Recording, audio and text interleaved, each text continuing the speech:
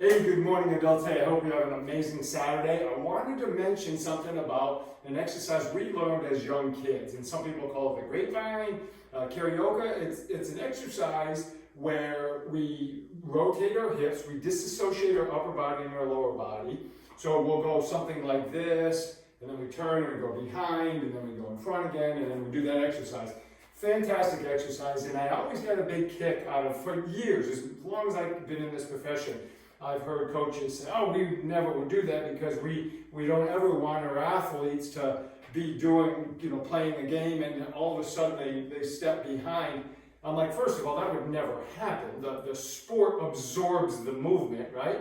So if I'm a tennis player, I'm going to move like a tennis player because I'm playing tennis.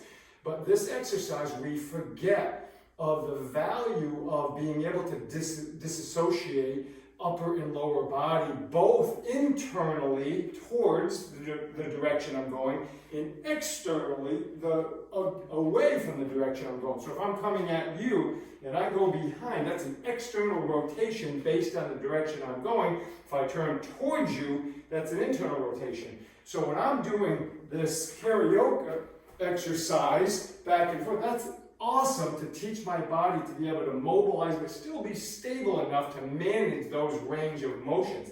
Now here's the thing that many of these coaches who are against it forget is, let's say I'm a quarterback in football and I'm backpedaling and all of a sudden I have to turn it over to my hips. That is that. Okay, so we actually need that. Let's say I'm a tennis player and I want to do an inside out forehand. And I see the ball coming, I go here, and I turn my hips, and I open. Or I'm a basketball player, and I'm playing defense, and all of a sudden I pop my hips. That is that external disassociation that we need to be able to have, okay? So as an older adult, as a young athlete, as an elite athlete, using Carioca in a warm-up is fantastic. Whether you do step-over versions, where we drive up, doesn't matter, it's just the ability to make sure we don't lose that ability to go internal disassociation, external disassociation. Think about what's happening, and especially today, we're hearing more and more of these Achilles ruptures and ankle injuries and foot injuries. Well, the Carioca drives me, look at, I'm getting tremendous work in that dorsiflexion, but on odd angles. And then I get it this way, and then I come through and I've got it again in this more of this internal action, and then I come back to that external action.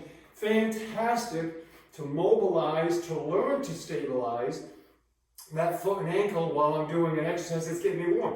Plus it improves my warehouse of movement. So don't be afraid to do Carioca. I think it's an excellent exercise, or if you call it grapevine, whatever you want to call it.